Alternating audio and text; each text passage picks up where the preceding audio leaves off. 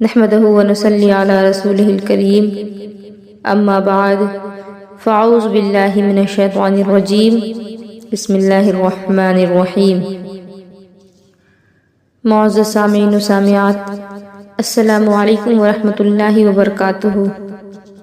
ایک حدیث پاک میں آپ کو سناتی ہوں کہ ایک مرتبہ حضرت سیدہ بی بی فاطمہ رضی اللہ تعالیٰ عنہ ہمارے نبی کریم علیہ الصلوۃ والتسلیم کی بارگاہ میں حاضر ہوتی ہیں اور کہتی ہیں، یا رسول اللہ، جو بی بی اللہ کے قریب ہونا چاہے، جو اللہ رب العزت کا قرب حاصل کرنا چاہے، جو اللہ کی ولیہ بننا چاہے، مجھے کوئی نسخہ بتا دیں، میں عورتوں کو بتاؤں کہ وہ کیا کریں کہ وہ اللہ کا قرب حاصل کر سکیں۔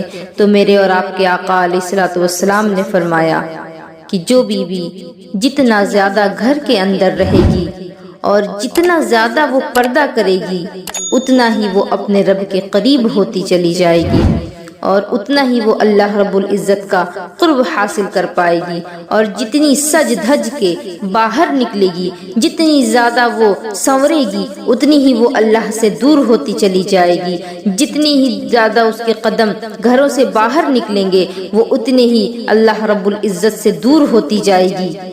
یہ بات سچ ہے کہ ماؤں کی دعائیں اولاد کے لیے قبول ہوتی ہیں، لیکن یہ بھی سچ ہے کہ انہیں ماؤں کی دعائیں قبول ہوں گی جو جتنا زیادہ گھر کے اندر رہیں گی، انہی ماؤں کی دعائیں قبول ہوں گی جو پردے کی پابندی کریں گی۔ میری بہنوں، اللہ کا قرب اس وقت تک نصیب نہیں ہو سکتا جب تک تم اپنے گھر کے اندر رہنے کی پابند نہ ہو جاؤ۔ اللہ کا قرب تمہیں اسی وقت نصیب ہوگا جب تم اپنے گھر کے اندر رہنا سیکھ لو۔ قیمتی چیزوں کو غلاف لگائے جاتے ہیں، کسی نے کبھی کیمسٹری کی بک پر غلاف نہیں لگائی، کسی نے کبھی فزکس کی بک پہ غلاف نہیں چڑھوائی، کسی شاعر نے کبھی اپنے لکھے ہوئے کلام پر غلاف نہیں چھپایا۔ غلاف جب بھی لگایا گیا تو قرآن پاک پر لگایا گیا۔ تم نے کروڑوں مکان بنائے ہوں گے، تم نے کروڑوں کے گھر بنائے، تم نے لاکھوں کے محلات بنائے، لیکن اس کو تم نے غلاف نہیں لگایا۔ غلاف جب بھی چڑھتا ہے تو اللہ رب العزت کے گھر خانہ کعبہ کو ہی چڑھتا ہے۔ جو چیز قیمتی ہوتی ہے وہ غلاف میں ہوتی ہے۔ میری ماں اور میری بہنوں، اگر تم اپنے آپ کو قیمتی بنانا چاہتی ہو تو غلاف میں چھپ جاؤ، تمہاری قیمت بڑھ جائے گی، تمہارا وقار بڑھ جائے گا، تمہاری عظمت بڑھ جائے گی۔ میرے حبیب علیہ الصلوۃ والتسلیم نے فرمایا کہ جتنی زیادہ تم گھر کے اندر رہو گی، اتنی زیادہ اللہ کے نظر میں تمہاری قدر و قیمت بڑھ جائے گی۔ نبی رحمت، نور مجسم، شفیع معظم صلی اللہ تعالی علیہ وسلم نے فرمایا کہ جو بیوی بن سور کے بازار جائے، اب تو ماشاءاللہ خواتین برقع پہن کر کے نکلتی ہیں، لیکن اس پر بھی قیامت کہ وہ برقع تو پہنتی ہیں لیکن برقع کڑھائی کیا ہوا، ڈیزائن بنا ہوا، اور پھر اتنا ہی پر بس نہیں بلکہ وہ اتنا چست، اتنا ٹائٹ اور اتنا باریک ہوتا ہے کہ جسم کی ساخت نظر آتی ہے۔ مجھے بتاؤ، تم نے برقع پردے کے لیے پہنا تھا کہ دکھانے کے لیے؟ یہ کیسا پردہ ہوا کہ اس پردے کو بھی پردے کی ضرورت پڑ گئی۔ میرے حبیب علیہ الصلوۃ والتسلیم نے فرمایا کہ عورت بلا ضرورت گھر سے باہر نہ نکلے۔ ہاں، اگر ضرورت پڑ جائے اور ضروریات کو لینے کے لیے اگر وہ گھر سے باہر نکلے تو اس کو اجازت ہے۔ اگر عورت بیمار پڑ جائے تو وہ ڈاکٹر کے پاس جا سکتی ہے۔ اگر گھر میں کوئی مرد نہ ہو تو وہ گھر کی ضروریات لینے کے لیے جا سکتی ہے، اور اگر قاضی کے پاس جا کر کے اسے کوئی فیصلہ کروانا ہے اور کوئی اس کا مرد نہیں تو پھر وہ اس فیصلے کے لیے بھی جا سکتی ہے۔ عورت کو اجازت ہے کہ وہ حج کے سفر پر جا سکتی ہے، لیکن شرط یہ ہے کہ اس کے ساتھ کوئی محرم ہو۔ عورت اگر کبھی جہاد کی ضرورت پڑ جائے تو عورتیں جناب سیدہ فاطمہ کی سنت ادا کر سکتی ہیں اور جہاد پر بھی جا سکتی ہیں، لیکن اگر عورت موج مستی کرنے کے لیے باہر نکلے، روز روز باہر نکلنے کی، بازاروں میں جانے کی، پارکوں میں گھومنے کی اگر عادت بنا لے اور اپنے شوہر کو پریشان کرے کہ فلاں کا شوہر تو اسے ہر روز گھماتا پھراتا ہے، آپ کو تو میرے لیے فرصت ہی نہیں۔ میرے حبیب علیہ الصلوۃ والسلام نے فرمایا کہ بیوی بن سور کے بلا ضرورت بازار جائے تو وہ ایک قدم اٹھائے گی، اس پر اللہ رب العزت کی لعنت برسے گی۔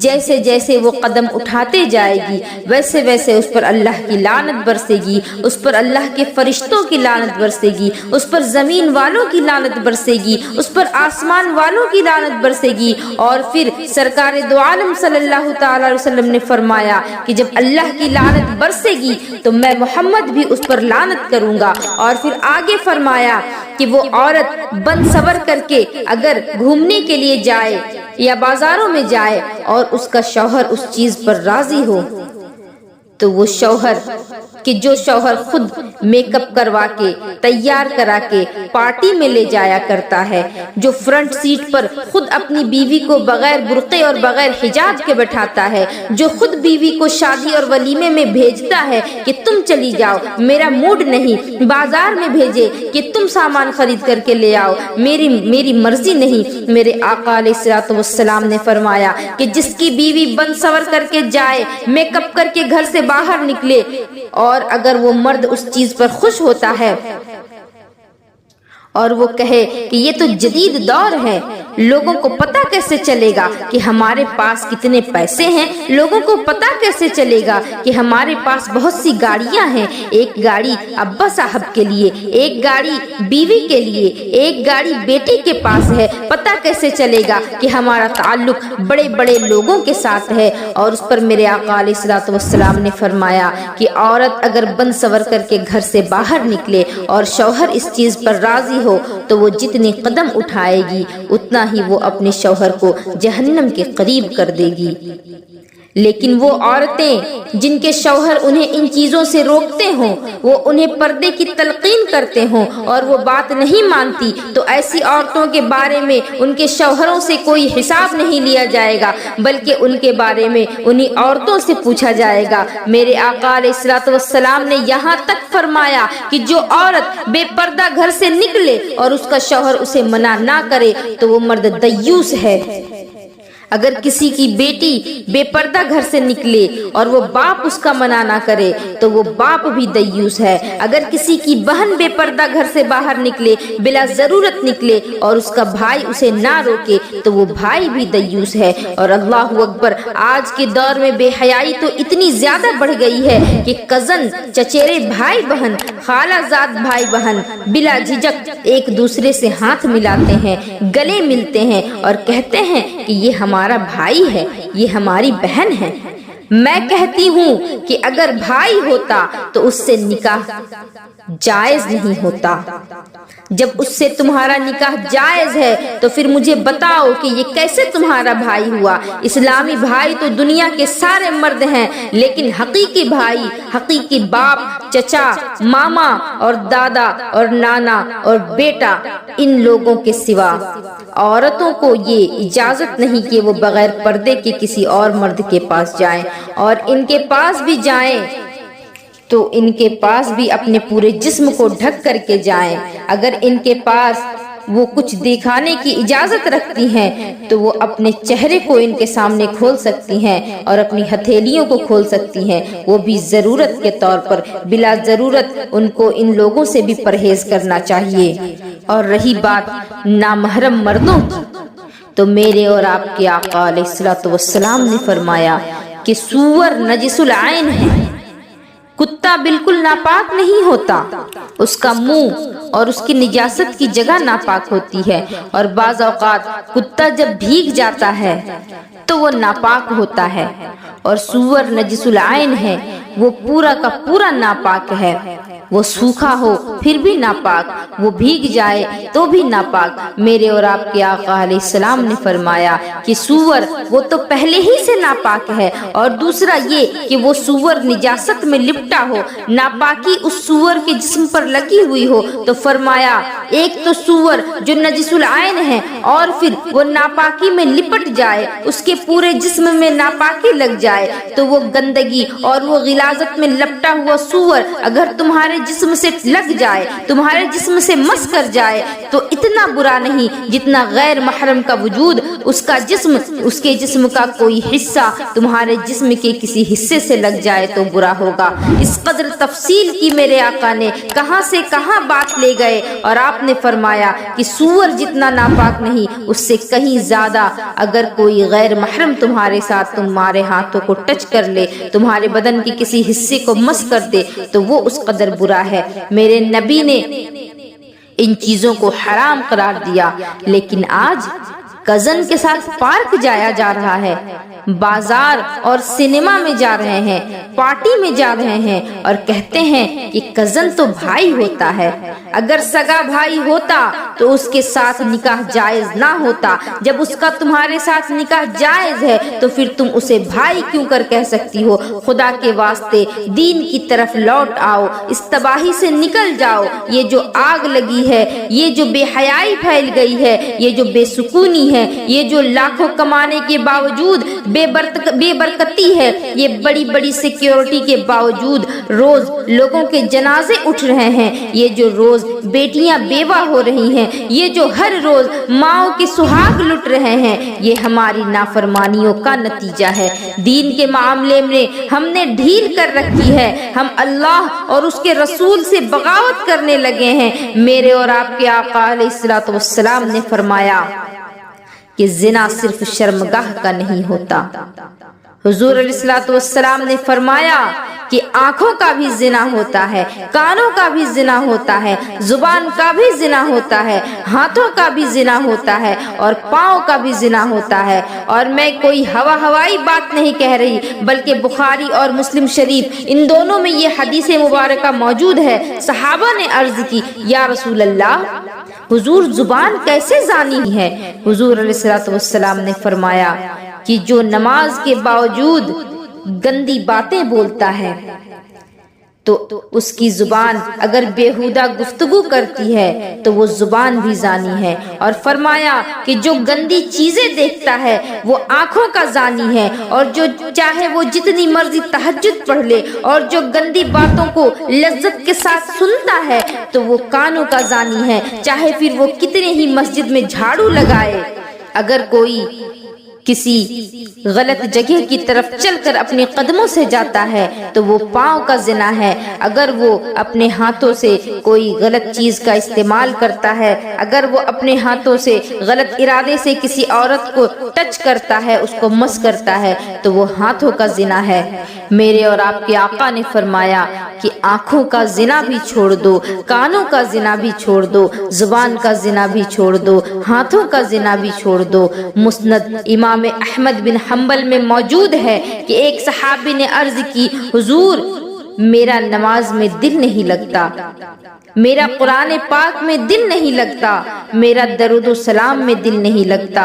तो मेरे आका अलैहिस्सलातु वस्सलाम ने फरमाया, जा और जाकर अपनी नजर पाक कर ले, अल्लाह के नबी का वादा है कि सजदे में तेरा दिल लगने लगेगा। जा जाकर अपनी निगाहों की हिफाजत कर ले, अल्लाह के रसूल का वादा है कि तेरा कुरान मजीद में दिल लगने लगेगा। जा और जाकर अपनी जुबान को पाक कर ले, अल्लाह के नबी का वादा है कि तेरा दरूद व सलाम में दिल लगने लगेगा। मेरी बहनों, औरतों का पर्दा, उसका हिजाब दीन में उसी तरह से फर्ज है जिस तरह से नमाज फर्ज है, उसी तरह से फर्ज है जिस तरह से रोजे फर्ज हैं, उसी तरह से फर्ज है जिस तरह से ज़कात फर्ज है, उसी तरह से फर्ज है जिस तरह से हज फर्ज है। मेरे नबी ने जिस औरत को पसंद किया, जिसकी तारीफ की, जिसके मुतालिक फरमाया कि मेरे हबीब ने सहाबा के मजमे में फरमाया, मुझे बताओ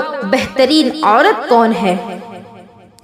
उस मजमे में हजरत अबू बकर सिद्दीक भी मौजूद हैं, हजरत उमर फारूक भी मौजूद हैं, हजरत सैयदना उस्मान गनी भी मौजूद हैं और हजरत सैयदना मौला अली करमुल्लाह वजहुल करीम भी मौजूद हैं। हुजूर अलैहिस्सलातु वस्सलाम ने पूछा, बताओ कि सबसे अच्छी औरत कौन है?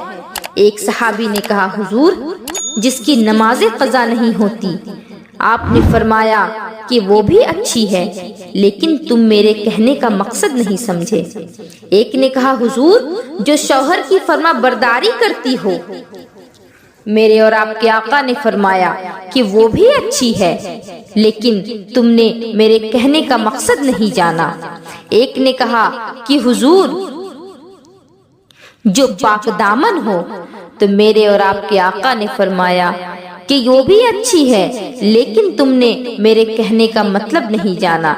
हजरत अली फरमाते हैं कि जब सबके जवाब गलत हो गए तो मैं गर्दन झुकाकर पीछे से निकल गया और हजरत सैयदा तैयबा ताहिरा फातिमतुज़ ज़हरा रज़ियल्लाहु ताला अन्हा के पास पहुंचा। मैंने कहा, फातिमा, हुजूर ने हमसे सवाल किया है। हजरत फातिमा गोया मुस्कुरा करके कहने लगी कि इल्म के शहर के दरवाजे तो आप हैं, आप यहाँ आ गए। हजरत अली ने कहा कि हुजूर ने सवाल किया है। अबू बकर भी मौजूद हैं, उमर फारूक भी मौजूद हैं, उस्मान गनी भी मौजूद हैं। सब ने जवाब दिया, लेकिन किसी का जवाब मेरे आका को पसंद नहीं आया। किसी के जवाब पर मेरे आका ने तारीफ नहीं की। हुजूर ने पूछा कि बेहतरीन औरत कौन है? तो हजरत सैयदा फातिमतुज़ ज़हरा रज़ियल्लाहु ताला अन्हा कहने लगी कि बड़ी आसान सी बात है, बड़ी सादी सी बात है। हजरत अली रज़ियल्लाहु ताला अन्हु ने फरमाया कि जब इतनी सादी सी ही बात है तो फिर फातिमा बता दो मुझे कि वो कौन सी औरत है जो सबसे बेहतरीन है। सैयदा बीबी फातिमा कहती हैं कि सबसे बेहतरीन औरत वो होती है कि ना कभी गैर महरम ने वो बीवी देखी हो और ना कभी उस बीवी को किसी गैर महरम मर्द ने देखा हो। सिर्फ मर्द पर ये पाबंदी नहीं लगाई गई कि वो औरत को ना देखे, बल्कि औरत को भी ये जिम्मेदारी है कि वो किसी मर्द को ना देखे। हजरत अली कहते हैं कि मैं जल्दी से आया मस्जिद की तरफ और आकर अपनी जगह पर बैठ गया। अभी सवाल चल ही रहा था, मैंने भी हाथ खड़े कर दिए और हुजूर अलैहिस्सलातु वस्सलाम से कहा कि आका, मैं जवाब बता दूं? नबी करीम अलैहिस्सलातु वत्तस्लीम ने फरमाया कि बताओ अली। हजरत अली ने फरमाया कि हुजूर, बेहतरीन बीबी वो होती है जिसने कभी किसी गैर महरम मर्द को ना देखा हो और ना ही कोई गैर महरम मर्द उस औरत को देखे। हजरत अली फरमाते हैं कि मैंने जवाब दिया तो मेरे आका अलैहिस्सलातु वस्सलाम के आंखों में आंसू आ गए। हुजूर अलैहिस्सलातु वस्सलाम ज़ारो क़तार रो पड़े। सरकार को रोता देख तमाम सहाबा कराम भी रोने लगे। हम लोग हुजूर के रोने पर सकते में आ गए। हजरत अली फरमाते हैं, जवाब तो मैंने दिया था, तारीफ तो मेरी होनी थी। मेरे नबी ने आंसू पोंछ करके फरमाया कि मैंने तुमसे कहा था ना कि फातिमा तो मेरे जिगर का टुकड़ा है। अली, मैंने तुमसे बारहा ये बात कही कि फातिमा मेरे जिस्म का एक वजूद है, मेरे वजूद का एक हिस्सा है।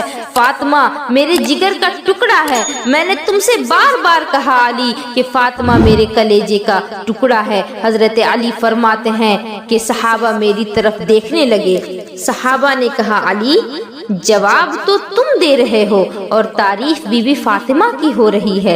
हजरत अली ने कहा कि हुजूर रोए हैं तो आंसू मेरे भी छलक पड़े। फरमाने लगे कि लफ्ज मेरे हैं पर सोच उस बेटी की है जिसकी तरबियत मोहम्मद अरबी ने की है। फरमाया, जुमले मेरे हैं, बात मैं यहाँ कह रहा हूँ, लेकिन पीछे सोच उस नूर वाली बेटी की है जिसको घर के अंदर रखकर मेरे रसूल करीम ने परवान चढ़ाया, जिसको मेरे रसूल करीम ने इस लायक बनाया और जिसकी परवरिश मेरे आका अलैहिस्सलातु वस्सलाम ने की। हजरत फातिमा फरमाती हैं कि हजरत अली मेरे पास दौड़े चले आए। कहा, फातिमा चलो मेरे साथ। हुजूर अलैहिस्सलाम को क्या हो गया है? आका रोए जा रहे हैं, रो रो कर बेहाल हो गए हैं और आप हुजरे में रो रहे हैं और आपके रोने की आवाज, आपकी हिचकियों की आवाज मस्जिद के अंदर आ रही है।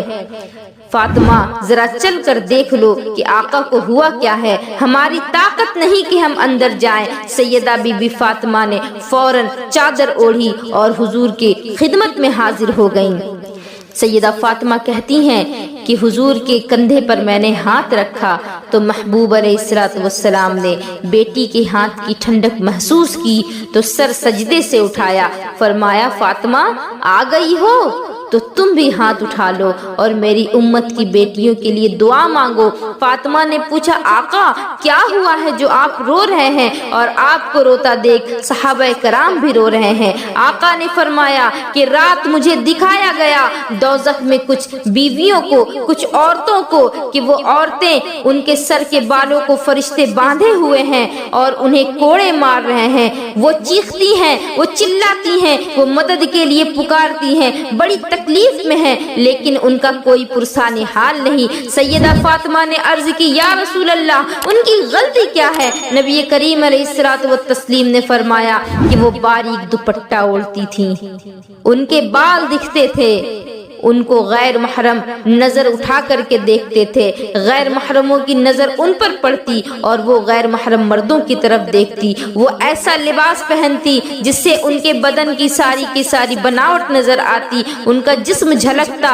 वो चिल्ला रही हैं, वो रो रही हैं, उनका कोई मदद करने वाला नहीं, कोई उनकी मदद को पहुंचने वाला नहीं। तुम भी हाथ उठा करके मेरे साथ दुआ करो ताकि अल्लाह रब्बुल इज्जत उन पर रहम कर दे। सैयदा फातिमा की कनीजों, आपको इससे सबक लेना चाहिए, हम सबको इससे सबक लेना चाहिए कि हमारे लिए पर्दे की कितनी अहमियत है। हमें पर्दा हम पर फर्ज किया गया। आइए मैं आपको सैयदा फातिमा ज़हरा की बेटी हजरत सैयदा बीबी ज़ैनब का एक वाक़या सुनाऊं। एक मर्तबा सैयदा बीबी ज़ैनब बीमार पड़ गईं और उनके शौहर हजरत अब्दुल्लाह ने उनसे कहा कि ज़ैनब चलकर तबीब को दिखा लो, डॉक्टर को दिखा लो, अपना इलाज करा लो।